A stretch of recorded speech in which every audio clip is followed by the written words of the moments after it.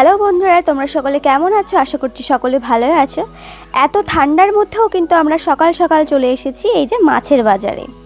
আজকে আমি আর পূজা দুজনে মিলে কিন্তু আমার আরেকটা বান্ধবী আর তার বরকে কিন্তু আইবুড়ো ভাত খাওয়াবো, তার জন্যই সকাল সকাল বাজার করতে এসেছি।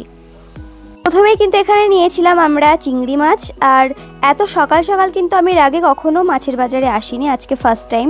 তো ভাবলাম বান্ধবীকে যখন আইবুড়ো ভাত খাওয়াবো তো সবাই মিলে আমরা একটু বাজারটা করব, বান্ধবীরা মিলে, তো খুব মজা হবে। আমাদের সেদিন আরও সকাল সকাল বাজারে আসার কথা ছিল, তবে এত ঠান্ডা ছিল যে আমাদের বাজারে যেতেই অনেক বেলা হয়ে গেছিলো। তো মাছের বাজার কমপ্লিট করে আমরা কিন্তু চলে এসেছিলাম এখানে ফলের দোকানে। তারপর ফল দেখে এখান থেকে কিছু ভালো ফল নেওয়ার পরে আমরা কিন্তু একটা করে কুল খেতে থাকি। এবার কিন্তু আমরা এখান থেকে চলে যাব চিকেন নিতে। এই যে দেখো, আমরা কিন্তু চিকেন নিতে চলে এসেছি।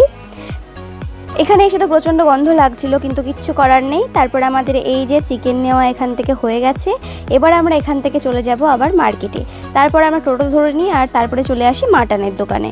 আমাদের এখানকার কাজ সেরে তারপরে কিছু ফুল নিয়েই কিন্তু আমরা আবার চলে যাই পূজাদের বাড়িতে। তো এখানে কিন্তু পূজার বাড়িতে আগে থেকে অনেকেই ছিল, পূজার মা, তারপরে পিসি। তো পিসি কিন্তু এখানে চাটনিটা করে ফেলেছিল। তো তারপরে আমরা সবাই মিলে একটু মশলা করার জন্য সব কিছু বেছে নিচ্ছিলাম, পেঁয়াজ, রসুন।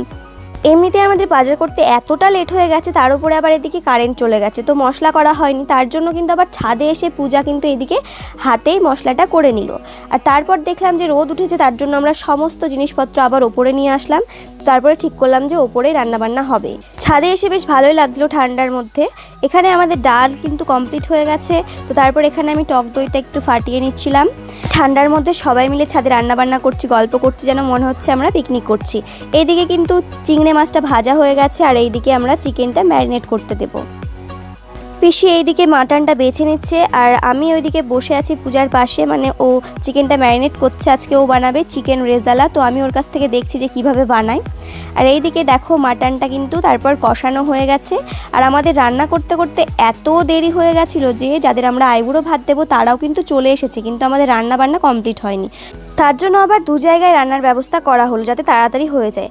আজকে কিন্তু দুজনের আইবুড়ো ভাত না, আজকে হচ্ছে 4 জনের আইবুড়ো ভাত। আর আমাদের একটা একটা করে কিন্তু অনেকগুলো পদেরই আইটেম করা হচ্ছিল, তো তার জন্যই আমরা দেরি করে ফেলেছিলাম। তো এখানে কিন্তু আমি আর সুজাতা দিয়ে প্লেটগুলো সাজাতে থাকি, স্যালাডগুলো, ফলগুলো। তারপরে আস্তে আস্তে আমরা এখানে খাবারটা তুলতে থাকি। আর এইদিকেও রান্না মোটামুটি কমপ্লিট হয়ে গেছে। তার উপর আবার এখানে কিন্তু প্লেটগুলো সাজাতেই আমাদের কিন্তু অনেকটা টাইম লেগে গেছিলো, যার জন্য আবার দেরি হয়ে গেছিলো। কিন্তু কিছু করার নেই, বান্ধবীর আইবুড়ো ভাত বলে কথা, একটু ঘটা করে তো করতেই হবে, তাই না? তো তার জন্য এই দেখো আমাদের কিন্তু প্লেটের ওপরে তোলা হয়ে গেছে। এবার আমরা এখানে নিয়ে চলে আসবো। আর তারপরেই কিন্তু আবার একটা কাজ আছে, সেটা হচ্ছে ফুল দিয়ে সাজাতে হবে। এই যে যার আইবুড়ো ভাত তাকে দিয়েও কিন্তু আমরা কাটিয়ে নিচ্ছি, কিচ্ছু করার নেই, অনেকটা লেট হয়ে গেছে।